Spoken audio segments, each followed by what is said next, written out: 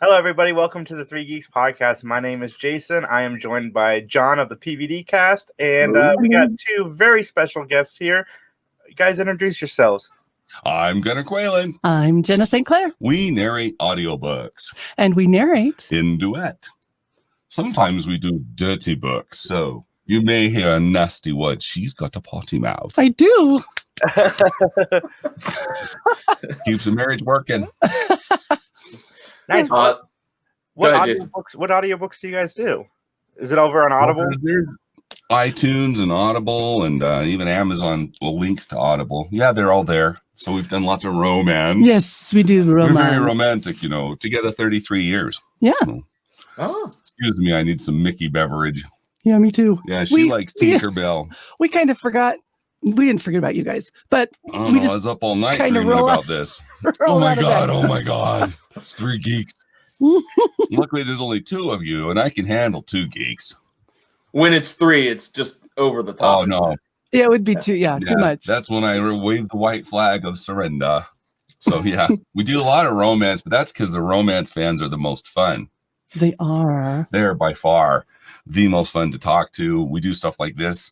We go to conventions, and it's just a riot. They really are serious, and they really are loyal. They're a lot of fun. So we love doing the romance. We like doing scary stuff too, especially getting into fall. Yes. So anything paranormal, vampires. Yes. See, I can do cowboys and vampire. Yeah, cowboy scary. That would be a trip. Welcome to the scary old West. So that would be fun to do too. And since we're talking about scary stuff, have you done any type of paranormal investigating or anything to prep for a particular role? Yes.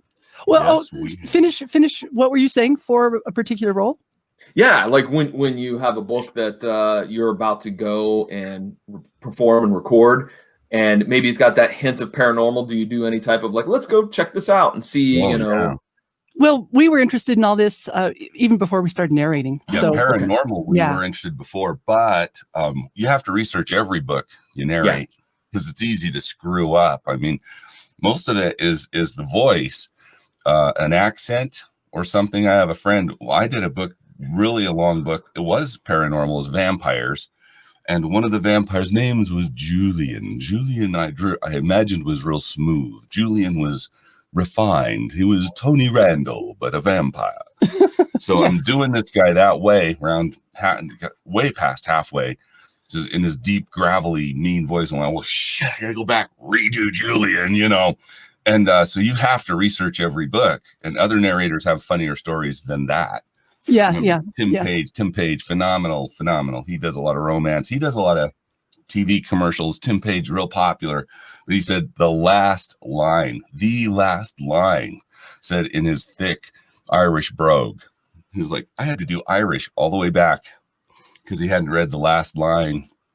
So you can get, as a narrator, you got to know your subject. Yes. And know your characters. But as a writer, shouldn't she have mentioned that before the last line? It's kind of a little author trick. I'll set this guy up, man. Yeah. Okay. So, but we want to tell you some stories about our paranormal hunts. Is that what you want to hear? Yeah. Sure. Yeah. Absolutely. Yeah. Well, we homeschooled our older boy back when he was younger, and a lot of it, Gunnar took him down to Jerome, Arizona. Yeah, Jerome, Arizona. If you don't believe in ghosts, you will in just a couple days. Everybody who lives there says, I didn't believe it neither. And then I moved here and stuff's floating around. The whole town is haunted. So that's a good one. Yeah. And why is the whole town haunted? This is cool. Oh, well. All right. Summary of Jerome. Okay. Jerome was a mining town, and the mine caught on fire, and they couldn't put it out. To put it out, they used explosions to try to blow out the mine. Other mines in the area were still open, so nobody would leave. So the town is just covered in this cloud of smoke, and everyone's got bronchitis. And every time there'd be an explosion, the jail is a solid concrete block, would slide a few inches because it's on a real steep hill. The whole town's on a steep mountain. They call it the sliding jail. It slid altogether 80 feet because of the explosions, trying to put out the town. The sheriff's son asked a prostitute to marry him. She said no, so he went to her room and threw acid in her face. So the name of things in the town are like the asylum, restaurant, murder burger, everything that you go to is called that. And when you go and you listen to stories, they told me, don't bother this guy. He owns the mine. So we went up to the mine. This dude was a 49er, the old hat, everything. He wasn't a football fan? Not a Niner, no. Carry on. He still had the pick and shovel. I said, hey, man, I'll get some gold. He was an old dude and had everything. They had the giant saw. They had the mine. He still had the cars. It was amazing, kind of a museum situation. And they said, don't bother him. But I said, do you have any ghost stories? He loved it. He loved it. He said, when I moved in here and I bought this place, decided to make it kind of a tourist trap or a museum, I didn't believe in any of it. So my first night, I was in that shack. It has a door in the front, door in the back. And he said, I'm laying on my cot. The front door opened. Boom, boom, boom, boom, boom. Back door opened. He said, I got up. I was convinced someone was on the property. And I started hunting all around the property. But he said, now I'm used to it. He said, I took the staff to dinner. We got home and there's another shack further up the mountain. And he said it was all lit and I could hear women laughing and people dancing and some old fashioned music. We all looked at it, said, there's no power up there. Oh, wow. No, there's no power. Those have to be candles or lanterns. And he said, I started to run up there and a couple of the bigger dudes, we started running. By the time we got 10 steps, blackout, silent. Went up in there, nothing but dust. So that's what it's like up at Jerome. And that, got me going. But yeah, we've been hunting, 25 years? Oh, yeah, that's right. Yeah. We're in books. We got our picture in a book where Sightings, remember the TV show Sightings was there? And this restaurant the burned Willow down Hotel? every year. The Willow Hotel? Yeah, and years ending in 5, it burned down. So we were the first at dinner. We had a fire extinguisher on our table. My 25-year-old's drinking out of a bottle. He's 25 now. They got a picture. They wrote a story. They wrote the book called The Willow Hotel. We're in it. Mm-hmm. So we were the first ones there. We're kind of excitable. And yeah, Sightings was there in case it burned down because everyone was expecting. So you had TV people, you had paranormal experts, and everyone was there. Mainly, we just interviewed the staff. But so yeah, we've been into that for a while. The best story we have is Caroline Mitchell. Yes. You start because I'm talking too much. Oh, I love your voice. Stop it. Oh, okay. Drink your coffee. Okay. All right. So this story starts at the Daughters of the Utah Pioneers Museum, which is a museum right next to the Utah State Capitol up in Salt Lake City. And you go. We're not from here and we're not Mormon, but we moved to Utah. Right. And we brought our ghost hunting habit, which people here are gossipy. Have you ever heard of gossipy? Yes. Around here, man. Geez, if you have a smelly rash, everyone knows. Tell your doctor. Tell me more. Yeah. Tell me more about your smelly rash. Well, they think they got it handled, but they heard we did this, and man, as soon as this started happening, October of 2007, they said there's a story way up in Salt Lake. We live way down by Las Vegas. We're way in the bottom, in the marshy section of under the dead sycamore in Utah. So we went up to right away. We met the president of the Daughters of the Utah Pioneers, who was really nice. Maureen Smith. And at the time. And she told us that the police at the Capitol monitor the museum. Museum's gorgeous, like 2 stories, big Roman columns. It was all donated to the state of Utah by the Daughters of Utah Pioneers. So it's filled with memorabilia. Mm-hmm. But now we have to go back to the item that happened. This little girl named Caroline Mitchell took a napkin and stitched her name in it. They used to put, the alphabet, and then they'd put their name, and then they'd put like scripture on this little cloth napkin. They called it a sampler. So when she was 11 years old, she did that. When she was about 30, she was married with a couple of children, and was leaving England, where she's from. She waited at the Liverpool docks, where most people left, onto a boat with 400 other people, most of them in steerage, which is below decks. It's really smelly and dark. You had to bring your own food. You had to cook it. And before they even left the dock, she was sick. So they tried to get out. They tried to sail, but the storms were so bad, they turned back for another 8 days. Finally, they make it to sea for about 8 weeks. Along the voyage, there was 1 marriage, 2 births, and 30 deaths. Out of about 400 people. Out of 400 people. Most of them going to go join the Mormons. So she gets to New Orleans. They're going to get on a riverboat. First day out, her 2-year-old daughter dies. Then the next day, she dies. Her husband hangs on with their next oldest daughter. I guess she's 12. He made it to Fillmore, Utah, lived to almost 100 years old.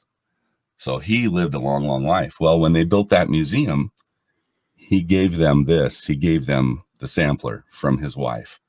And it was all he had. I mean, that museum has bridal dresses, dolls, has combs, it has shaving items. So everything's in there, and it's all free. If you're in Utah and you're bored. Yeah, it's a great museum. It's a pretty cool museum. They have fire engines. They have. Anyway, carry on. All right. Let's get to the good stuff. October, there's good stuff coming. Right around, yeah. Everyone's like, does this have a point? Show me your point, man. It's the middle of the night in October. The alarms go off. The Capitol Police see an image, long wavy hair, a woman in the monitor at the museum. So a cop, he goes out to clear the alarm and finds nothing there. He has to get inside, unlock it, check it all out, locks it down. Next night, alarm goes off. This happens for 10 days straight. While this is going on, somebody finds a sampler on eBay, and they said, that's stolen. That belongs to the Daughters of the Utah Pioneers. Apparently, they're pretty valuable. So 3 of them had been stolen. The person who had them had bought them in good faith and said, I'm real sorry, returned it. So we get to the last night, 10 nights in a row. And on one night, the alarm goes off. The cop, one of the police, grabs his smartphone. This is 2007, aims it at his monitor, gets a picture of that woman. Then he goes over and the janitor had said, well, yeah, there was a young woman here. I told her she couldn't be here. I opened the door. She walked out. She didn't go down the steps. She just floated and disappeared into the mist. That janitor still cleans at the Capitol, the Utah State Capitol. He won't even go in the museum anymore.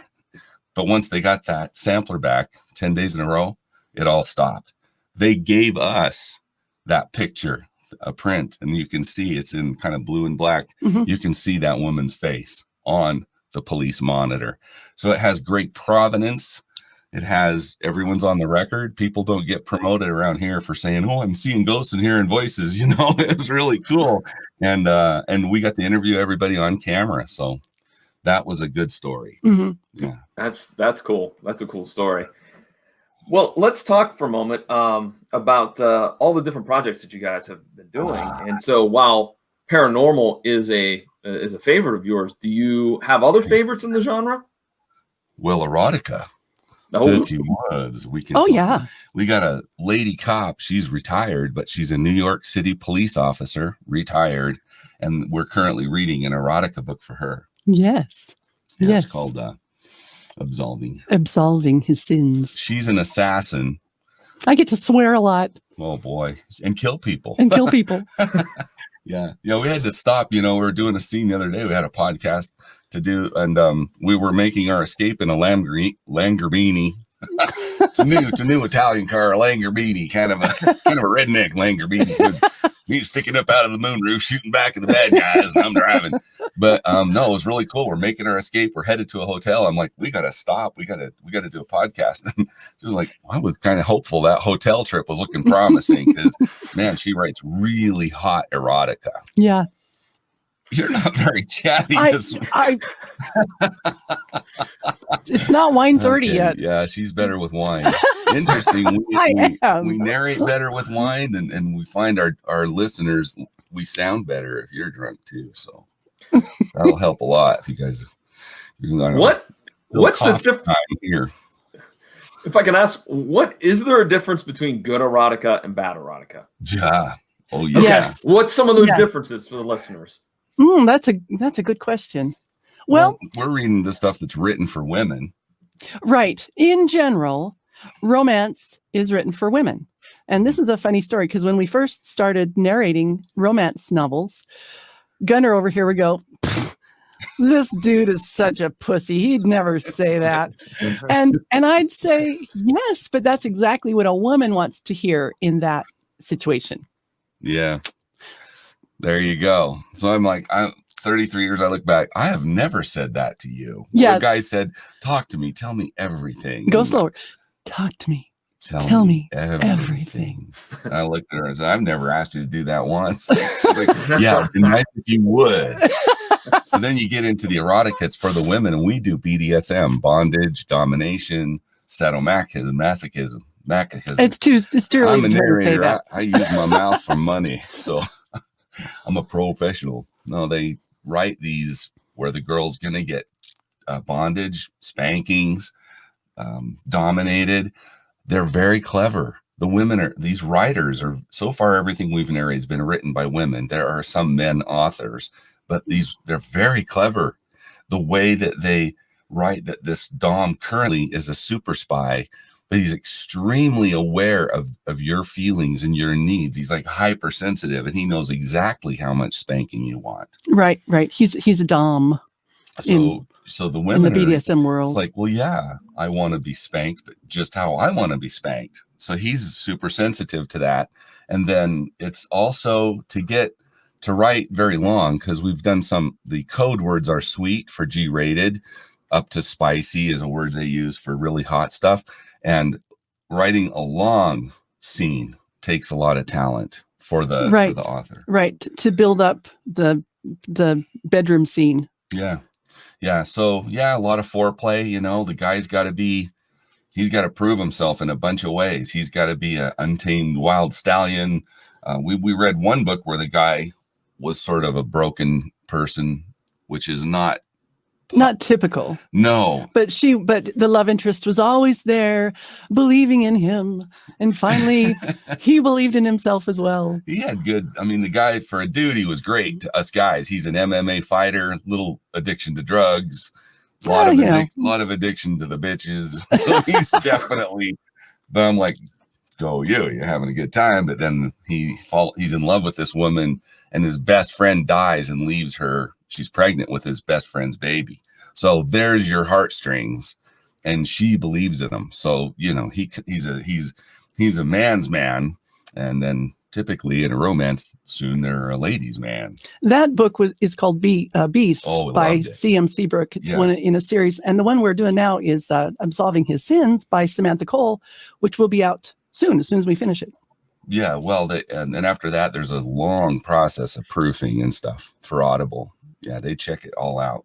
So yeah, when you get into the sexy parts where they're talking about, I like the Dom stuff where the girl's like, oh no, and he's like, I don't know. I think in this case, the author did a really good job, because the female thinks that BDSM is all about hating women and just beating up women because you hate women, and that's her perception. Mm-hmm. And through the story, she's seeing that's not the case. No. Most of the time, the subs run the show because their Dom knows what they like, and that's what they do. Because there's a trillion kinds of domination. There's different kinds of pain. There's spanking, clamps, being whether you want to be blindfolded or you could have earphones and you can't hear what's going on, and whether you want to be teased, they call it orgasm deprivation. They keep them on the edge. In Tantra, they call it on the edge of riding a wave. So when you get a good, one of the better ones, Jane Henry had Jenna. I look back, I'm like, what's the matter? She's back there in tears. She had to stop reading. I'm like, what's wrong? Because she's over here and I'm kind of watching. I usually monitor this is where our digital audio station is. So I look back, what's wrong? And you're like, you grab the tissue. This was really good. And that was really it was a hot love scene. Yeah. And she just written it really beautifully. It was. So it depends on what you're after. When you want to get horny or be moved. Okay. So basically it's not as easy as everybody thinks, writing erotica. Oh no. I think everybody thinks it's a breeze. Oh, this goes in this goes in that, and there you go. No. Yeah, the end. Yeah. Yeah. See, you're thinking of guy erotica again, man. And I'm right with you, pal. That's how, that would be porn. That's the other thing. Romance listeners are adamant, and so are we, really, that it's not porn. They call it soccer mom porn and stuff like that. It's cute, but outside of this, I read. Well, I like to think it's classics, but I'm way into Mark Twain and Dickens. I like Tom Clancy, and then I like reading the paranormal. And Jeff Meldrum wrote a Bigfoot book. It's pretty good. Sorry. Yes. Well, real quick, we pardon me. We think that having a healthy sexuality is as good for you as good nutrition and sunlight and exercise. Oh, yeah. Lowers your blood pressure, raises your serotonin and oxytocin, lowers your cortisol. Doesn't matter if you're flying solo or if you've got somebody handling your junk for you. You get those feelings, you get the health benefits. And we have a lot of listeners who are health challenged, or some are older. They don't have a mate. They don't, maybe a pet, they can pet their cat. But this is a distraction. It's entertainment, but it helps your body heal.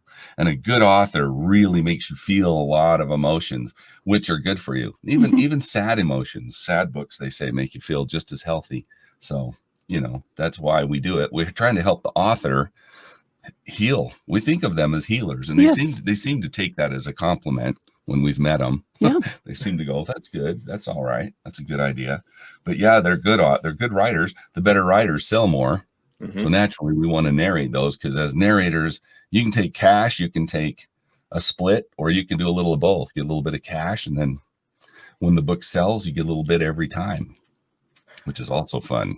So, because I don't know on podcasting how we do. Do we owe you? What do we? Yeah.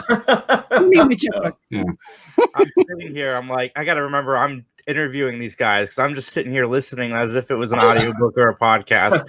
It's so good. I got a question, because your guys' chemistry is so amazing. How did you guys meet each other? Oh, wonderful. We met dancing. Yep. Way back in the 80s. Oh, God, yeah. Yeah.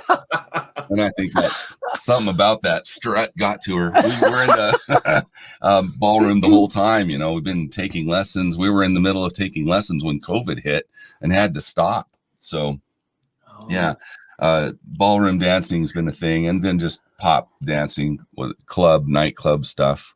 We never got into country. We tried. Couldn't quite get there, but we still are very social. We like this. Oh, we'd like to meet you guys. I mean, it'd be cool if we were all. Yeah, let's go dancing. Are you in New York or East Columbus? Coast? Where are you? Columbus, Ohio. Oh, okay. John, where are you from? I'm in Columbus, Ohio as well. So. Okay, because we were going by Eastern time. I'm used to. So I was like, that's cool. Eastern. Are you Eastern time? I didn't even know if yes, Ohio. We are. Yeah. Central. That's awesome. Yeah, I learn something every day. That's why I like podcasts. Yeah. So you guys talk a little about what does Three Geeks? Are we even anywhere on your map for what you like to interview? I mean, how do we fit in? We like to interview a little bit of everybody, and this interview has been amazing so far. We didn't know what to expect when Steve recommended you guys, but it's been absolutely entertaining since you guys got on the call. Absolutely. We're just a group of friends who get online and talk about nerdy stuff. Sometimes we get into social justice stuff. Yay. Mm-hmm. But mostly nerdy stuff. Yeah, well, that's a hot topic. We just built a new computer. I could show you, I guess. No, I can't. But we just built. I had to have my son and his friends build my computer, but we're doing sound. But I started giving them specifications, and they got all excited about a video card. I have a GTX 2070, and it's got neon on it. Oh my God, they were all oh my gosh, what are you doing with this? We just talk dirty, man. We have to record it. But the kids do like the studio, and he's kind of because we're mic geeks, we're microphone geeks. These are ADKs, if anyone's wondering. ADK, kind of a boutique company. They're almost all handmade, little company in Washington. But who was it? Ray Charles? Ray Charles' last 3 albums were on ADKs, and he won a lot of Grammys. I think he won 5. Wow. So Sting, I don't know who else uses it. I even saw my mic on an episode of The Voice. On The Voice, right? So people geek. They come in here if there's something nerdy to geek out on their computer or microphones, the studio. And we have a thing for mics. I just love them. So my son's got older ones we've used, and that's really personal. So if you get really heavy into microphones, you'll learn, like at Disney Studios, they have everything they use. You can go visit the virtual, you can rent them. There's 3 main studios, Bob Kane, and I don't remember the other names, but Bob's one of their sound engineers. They list everything. They list all their gear, Pro Tools and this and that, and microphones. They just say, we got a lot of them. And the reason is everybody's different. And a lot of performers bring their own, because it's just, once you get the sound you want to have. And so that's what, if there was something geeky about us, it'd be our studio. Oh yeah, your guys' sound is amazing. Oh, yeah. We love you. Thank you. That came through no small effort. This is about a foot of concrete on 3 sides. And then, believe it or not, we give you an insider tip. All that expensive sound foam just looks cool. It really doesn't do much. What's behind all that panel is bath towels, beach towels. They just kill sound. They're stacked about 4 deep and tacked to the wall. They just kill it. So I'm a big fan of towels. Huh. That's a great tip. I'm writing that down. I appreciate that. That is, and they don't have to be new. You can go to a thrift store, fumigate your towels. Well, can we talk a little bit about your website? Because, we're talking about geeky things, and we have yet to talk about Scareo.com. So, Scareo. We started out. Yeah, what? Go ahead. I was going to say, what can folks find when they visit Scareo.com? Well, right now we're in collection mode. So if they hit Scareo, SCAREO.com, they will find a form. They click the button and they can submit a scary story. So we're collecting. Yes. October. It can be true or not. Yeah, you can make one up, or you can say, here in our town, we have a haunted tombstone. And, you got to write the whole story, though. We don't want to outline. You write the story. Yeah. Well, we've had 2 stories this year in collection mode that are going to be made into audio books. And we're going to split the take with the author. And she never wrote anything before. Mm-hmm. She's like, duh. Yeah. I'm an author. And yeah. A lot of us have, stories inside and just need an opportunity to So she's to bring them out. She's an author now. So you can submit right now. More and more as we get to October, our website turns into broadcast mode, and we put scary images and stories, and we have all sorts of things you can listen to, and you can get our podcast, which is different than this because it's mostly just stories done in theater kind of thing with sound effects and music, and you just listen, And that at this point, it's still all G-rated. So if you want to go there with your kids and listen to these stories, they're all G-rated. Yeah, the stories that are going to be erotica, because the scary can have that. They're clearly labeled, so you know what you're getting into. Yeah. And you have a couple of examples too right now, correct? On the website, like Proof of Afterlife, The Doctor and the Bus. I think there was a third one, wasn't there? The Puppy. That was one I think that was on your Facebook page. Yes. Yeah. So these are urban legends. Now we're switching over to like Slender Man and Siren Head. These are the new urban legends. They call those creepypasta. It started with cut and paste, and then there's actually a site, creepypasta.com. It's not bad. It's got a lot of them. And I think Slender Man's gonna get a movie deal. So that's the new urban legends. And then going back hundreds of years, I don't know, that we've got the Hook on our site too, on our Facebook page, facebook.com/Scareo, SCAREO. Yeah, that has a lot of our samples, and we do little videos. Well, those are based on real events. Those 3 that you mentioned. Yeah, the ones that are on our site right now are all true. They were news stories, and we investigated, and those are all true. Yeah. The Doctor and the Bus, and then there's the River Angel Mom. So that one was the cops and firemen showed up. This car's been on its top all night long in a river. They didn't know, no one knew, because it was sort of under a bridge. A fisherman came, saw the car on its top, called the police. So 2 firemen and 2 cops initially showed up, Tyler Beto, and I can't remember other names. But they heard a voice, and they said, it's a woman. She's screaming, save us, help us. We're in here. So they ran to the car. Some more came. I think there was 7 or 8 all together who flipped it. There was several guys who flipped it, but the 4 first ones on scene have been interviewed. They've been on The Guardian, CNN, several newspapers, all 4 of them insist we heard a woman's voice, and there were no women there. They flipped the car. The driver was dead. The mom was underwater. The baby was just inches above the water. So Still alive. And yeah, it had to have CPR. They flew the baby. It was she. Yeah, flew her to Primary Children's Hospital, full recovery. She was about 18 months old. So great story.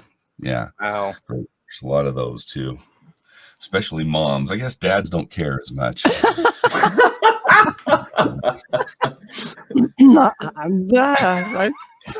Well, the other one that's on there right now is the Highway 50. Highway 50 Ghost Mom is another one. Same thing. A woman saw somebody by the road on a snowy night, and she didn't want to stop because she couldn't see if it was a guy or a girl or some kind of psychopath. She drove a little further up towards Lake Tahoe, South Tahoe, got a phone signal, called cops. When the cops got back, she said she took them back, said, I just didn't want to go without backup. Alone, yeah. So the cops are there. She's walking along with them right in that same spot, and they look down and see a car. And of course, the person who saw it thought, well, they must have gone back to their car for shelter because it was, a blizzard. So the woman stayed at the top, the lady who saw it. The cops went down and they came back and said, yeah, there's nobody alive in there but a little baby. We're bringing her up. So there was about, a toddler. A toddler had lived for 3 days in its car seat. I think it was a boy in this case, but near 3 days. And all it had was, what is that when you're dried out? Dehydration. Right. Yeah. But and that one had been on the news. It was in the 90s. And we saw it together on the news. We forgot to write notes. We didn't know we'd be doing this later. Yeah. Well, you know what? How did you get into doing narration? Well, I decided to do it. We wanted to use our mouth for money. Yeah, and we weren't getting the same kind of response we used to get, man, back then. So we just watching our first porno the other day, and man, we were good looking back then. But I decided to audition for one, and it never occurred to me that you would do the girl voices. Turns out, a lot of the time, narrators do every voice. Like, remember Mel Blanc? You know who Mel Blanc is? Yeah. Mel did everybody. Foghorn Leghorn goes, come on here, boy, you bother me. And then he'd be, Yosemite Sam and rabbit season, duck season, rabbit season. I don't remember. Anyway, Mel did them all. He did them all. And if you listen to Harry Potter, who's it, Jim Dale? Jim Dale and Stephen Fry. They had 2 different versions. You can get Stephen Fry or you can get Jim Dale. He does them all. I mean, he's Hermione and Harry. He's all the teachers, he's Dumbledore. He's one guy. To me, I'm like, they got a girl in here. You want to be the girl? You'll be the girl. I got a girl here. I grab her. She be the girl. I'll be the guy. And that was a genius. I thought, okay, so you go and you tell the author. We don't tell them anything. If you go to ACX, have you heard of ACX.com? I have not. Part of Amazon. Amazon owns ACX.com. It means Amazon Creators Exchange. So the creators are the authors and the narrators. We're all creators. So ACX.com, if you search, there's a search button way over on the right. You don't have to join or anything. You can search for titles that are looking for narration. And typical day, there's like 2,500 books. Those are books that are seeking narration. It could be keto diets. It could be fitness. It could be romance. So I did an audition 4 years ago, and we got it. And then we told other people, our first audition. They're like, what? Because I tell people, if you're new, figure on about 10 auditions till you get a book. Then as your career progresses, these last books we've gotten, it was our fans. 2 authors who have quite a few books to narrate went to their fans and said, who do you want to hear narrate my book? And they came to us and said, my fans want to hear you guys. So that's easy. Cool. Yeah. Is that cool? Yeah. Oh, believe me, auditioning is, if you're getting into the voice career field, get used to doing a lot of just sending out auditions, because they're looking for something. We know a lot of people who do TV commercials and stuff.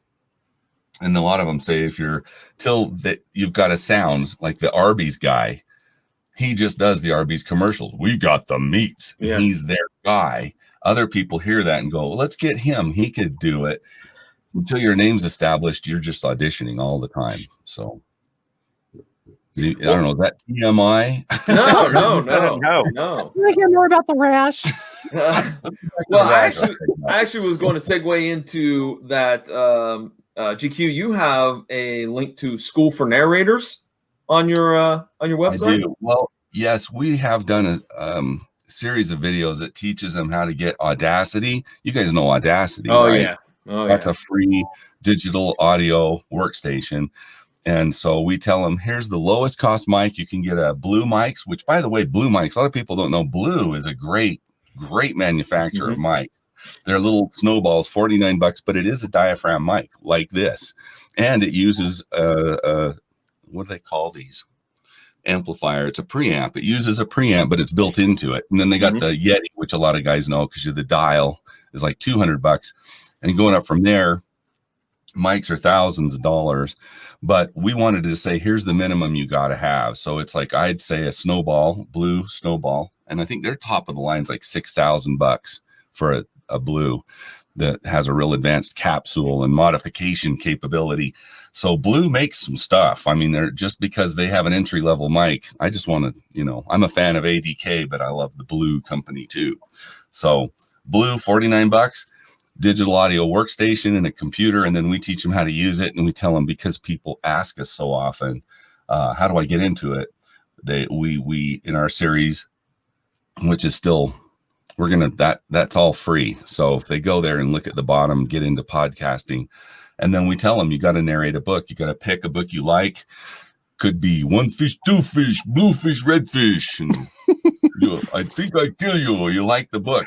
If you narrate a book and you liked it, doesn't matter what it was, and you like doing it, you might be a narrator. So then you got to do that with the Audacity, and then you can submit it. And then we tell them, here's how you enter. And we recommend you don't do a book with a lot of characters or accents, or because it's tough. You got to start in the beginning. Yeah. Just start diet. easy. There's a lot of diet books and self-help books. And I did a book about caffeine and a book about hydroponics, and it's the news. One thing about a hydroponic garden, you don't have to, I don't know, it's tough to keep track of characters and accents and stuff like that. So when you're new, so we just tell them, here's how to do it. And then you're on your own, kiddo. Now from there, you can get courses that we don't sell, but we recommend, but they're expensive. They're expensive. Worth it, but expensive. We bought a course called Audition Ready. And believe me, $400, but believe me, in our industry, that's a gift, $400, because the guy, he teaches you to pretty much be a sound engineer. So, okay. Yeah. Tim Tippett. He is our sound engineer. Tim Tippett. He's in Chicago. So is there a link to I'll put it there. I'll put a link there so you guys can see about Tim, because Tim can take a guy who's just got talent and ambition and take you to where you're making money, because we're full-time. That's all we do. Well, we do other things. I would just like you to know I'm using a Blue Snowball right now, actually. Oh, you are. You sound good too. Listen, thank you. Talk some more. I have that. I also have the Blue Yeti. As a matter of fact, I have two of them, because that's a funny story where there was a giant mix-up and they sent me two, and I was like, I only wanted one, and then they wanted me to pay to send it back. I'm like, oh no, I'm not paying you money to send back what I didn't order in the first place. Anywho, you owe them a thank you. That's all. What have you got over there? I'm gonna guess that's a Shure SM7B. I can only see the bottom. On Jason? Yeah, Jason. Jason's got Shure SM7B. It's an iKitten. Oh yeah, okay, yeah. But I'm glad that you have a Blue, because I haven't done a podcast with anyone using one yet. He sounds good. Yeah. Thank you. I also have two Audio Technica. I don't remember the model number. But for when pre-COVID, when I would actually record live with somebody, I would use that setup, because I could monitor with a small. I have a small soundboard too that I could kind of fine tune things with it. So it cuts out a lot of my editing in Audacity. But unfortunately, I haven't used those things since last October because just the way the schedule worked out. I had a lot of remote podcasts, and then COVID hit, and even guys, like Jason, I haven't been to his house and vice versa because we're still I'm trying to be a little more safe when it comes to the virus. It's easy for us. We work. This is where we work. It's a little nuts because we're very social. Like I said, we were in a dance class that at the time that COVID hit, so we're missing getting out. This is great. I'm like talking to you guys. So how are your kids? Yeah, you married? What do you have? Any pets? Tell me about your rash. Yeah. You covered mine. So I'm glad you are enjoying this because we've had a couple people. It's like I don't know if that was an interview or a drive-by colonoscopy, but we try to keep things cheerful and. Man, I'll tell you, anyone asks us like 30 years of that marriage thing, 31 years, what's your secret? I'm like, sense of humor. And you find yourself laughing at things that aren't very funny. Oh, you've destroyed my tool set. You've left everything out in the rain and it's rusty now. And oh, isn't that funny? And our daughter, literally this one, our car was a couple days old, brand new car, and she backed it into a truck. And I'm just, oh God. Marriage, geez, I would tell a dude, man, give up all give up all hope, give up all ambition, let your dreams go. But then we're kind of retired now, so it's like we're doing us, and of course the kids freaked. Mommy's screaming and dad's going, take it, bitch. We're recording, kids, and then they moved out. That was what that was motivation for them to move out. They're like, we need to get out of here. We need to go now. Mom and dad are talking dirty. We're leaving. The trick to get your kids to move out is to record romance novels, right? That's the trick. Yeah. That's the trick. Write that down, Jason.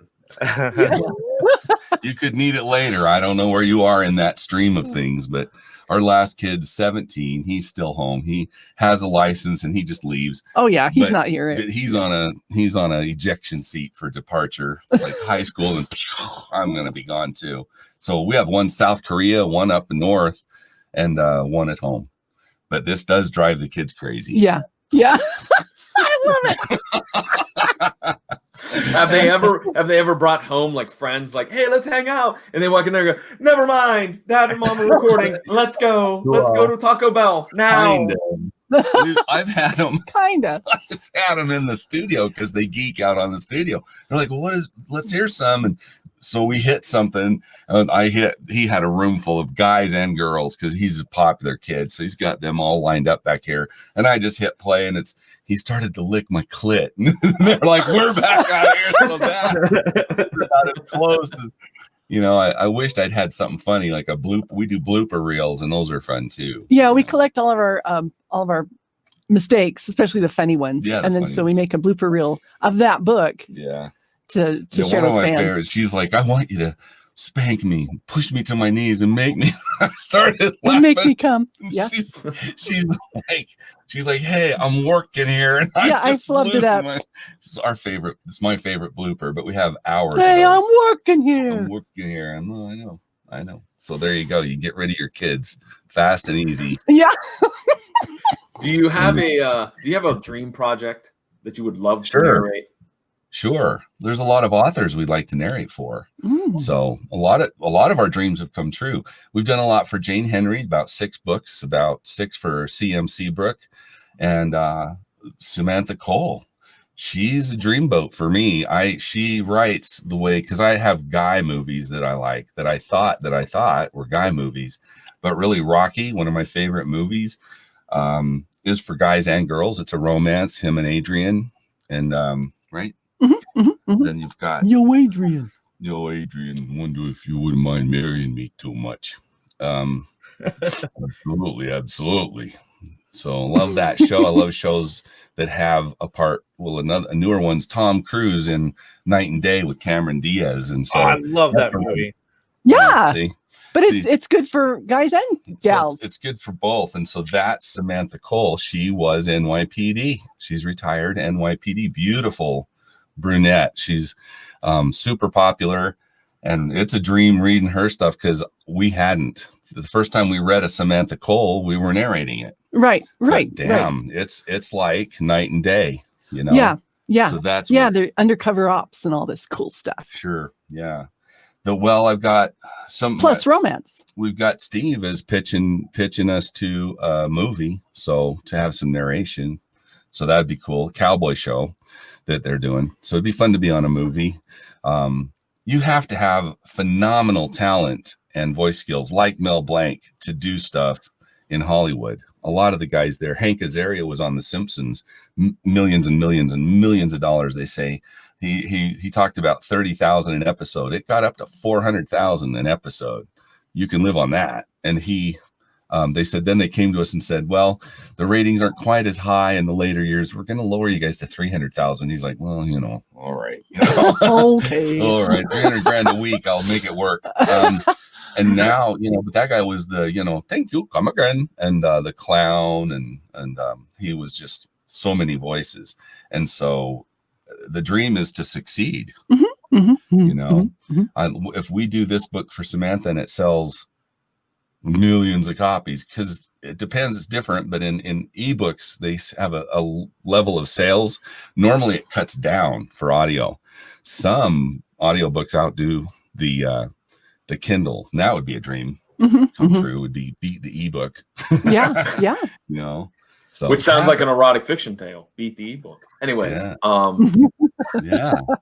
We should all get together and do some erotica. It'd end up being guy stuff, I guarantee you. And you know what? We'd be drinking some of your potions if it was later in the day. Yeah, we'd be drunk right now if we do an afternoon show. But Gunnar makes his own beer and wine. Yeah, we could do erotica about that. Yes. It's so yummy. Beer is a cool one. Is that kind of a way to relax and disconnect from work? Yes. Oh, sure. Making it and drinking it. So we started. Wine's really easy, you guys. Wine is you get a. Do we have time for this? Really? Yeah, sure. The wine is in an airlock. I'm using stainless steel now. The same company who makes the enormous fermenters for big brewers, Blickman, makes a line for home brewers now. It's called Anchor. They're amazing. They're stainless steel, conical bottom, about 7 gallons. So you just pour in the juice, put in a little bit of special yeast that you can get anywhere, pretty much. They're brewer suppliers. But you put in a teaspoon of yeast and a bunch of juice, put on an airlock, and 2 weeks later you have wine. That's it. I mean, really that easy. Yes. Beer, and well, let me just say, because one of the things he does, the kits, we buy these wine kits, they come with all this crap that you can put in, but we don't put in, so it's healthier for you. What's the crap that we don't put in? Sulfites are the main crap. Right. Yeah, and because that's meant for if it's going to sit on the. Oh yeah, if they don't want it to go bad, so they put a lot of sulfites so the wine can consider it. We're going to drink ours, so it's just juice and yeast. That's really all we use. Yeah, without any of the crap. There's no additives, right? No additives, right? That's a official word. The purer the juice you get, the more it costs. So if you get concentrates really cheap, you can make your wine for a lot less. Beer is pure also. That's just grain and hops. So that is a job. And where I was headed was with October coming, then the iconography of witches comes from beer. So listen, this is so cool. Go ahead. I love having a cheerleader. I'm going to get her pumping. Go, tell her.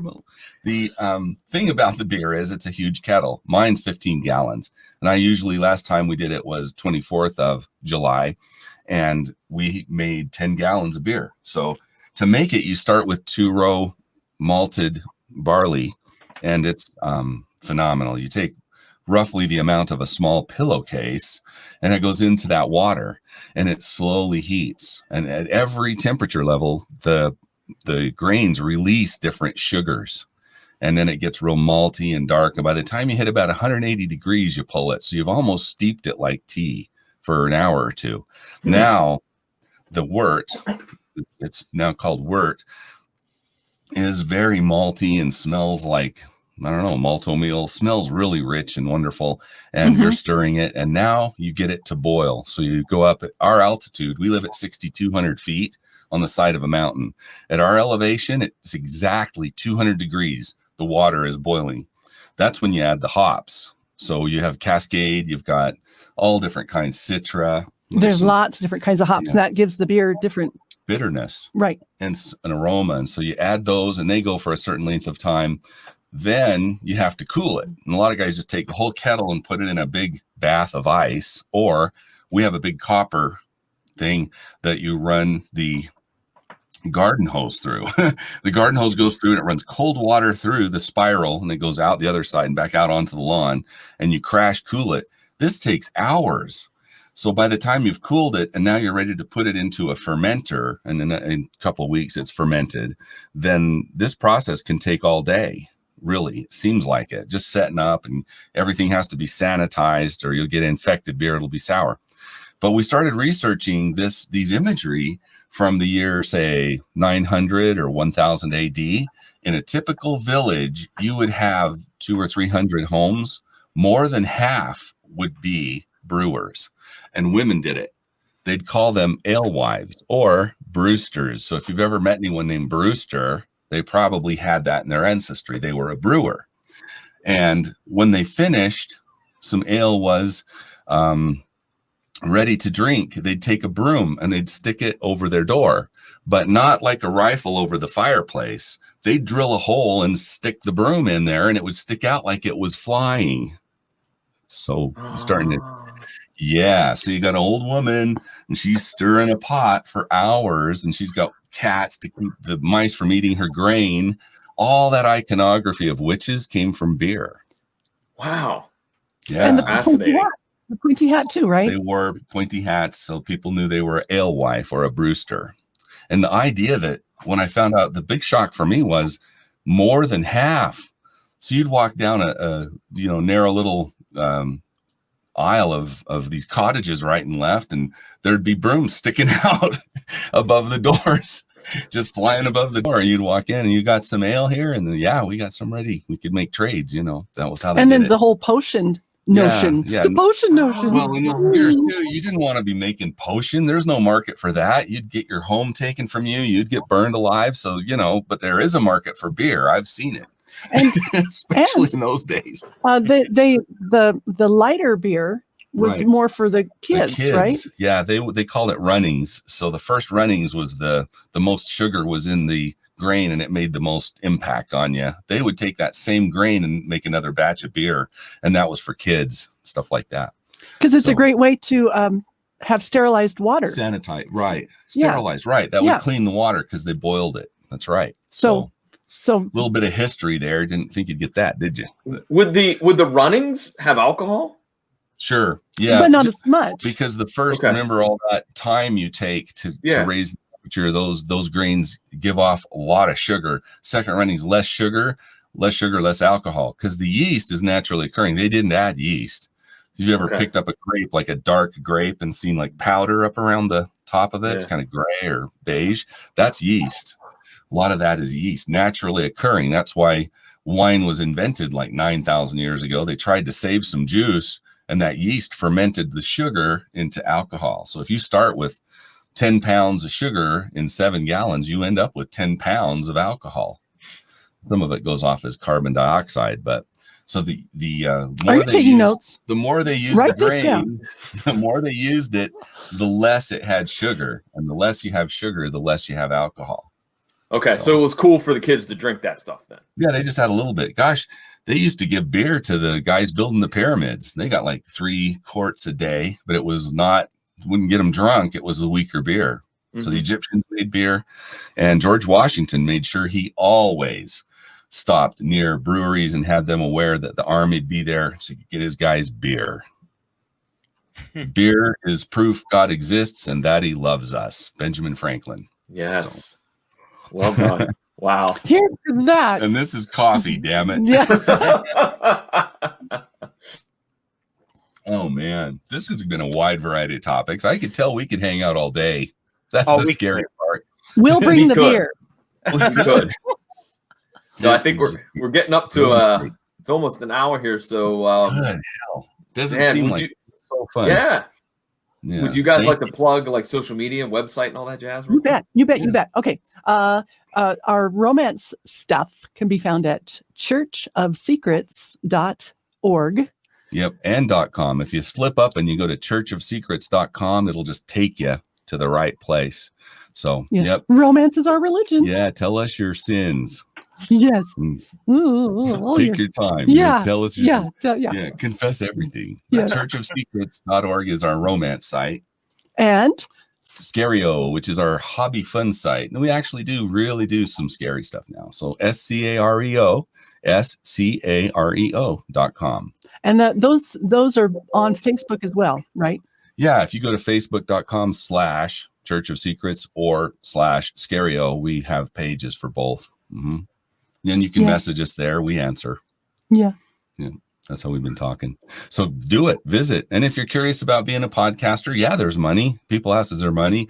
I mean, you get to where you can make 50 to 100 per finished hour at will. So, and when you get into the millions and millions we're making, it takes time. We just roll around in our money. Most narrators are rich. They're either, retired porn stars or they're independently wealthy. Or you get phone calls, people talk to you, talk dirty for $3 an hour or a minute. She goes, hello, this is Gunner, who's been a naughty girl, but yeah. Pick me. Finally, now she's ready to go, and we're done. I have, Normally, she's jazz hands back there, but today I was like, you okay? I'm fine. I'm like, help me out here. That's why I think we do better shows, because it takes two of us to equal a whole guest. Yeah. Well, this has been a blast. I hope we get you guys on again soon, because I know the other guys involved with the podcast would have so much fun talking to you guys. Oh, yeah. Oh, wonderful. Yes, absolutely. Yep. And now I love this StreamYard. Is that okay? I say I like that. This was good. I could see you and hear you. Thank you very much. Anytime, by the way. Okay. Anytime. Yep. Yeah. Get you guys on our live show. That'd be a lot of fun. Because you have guests, you let people chat at you, ask questions. Oh God, yeah. Plan that. You just tell us when.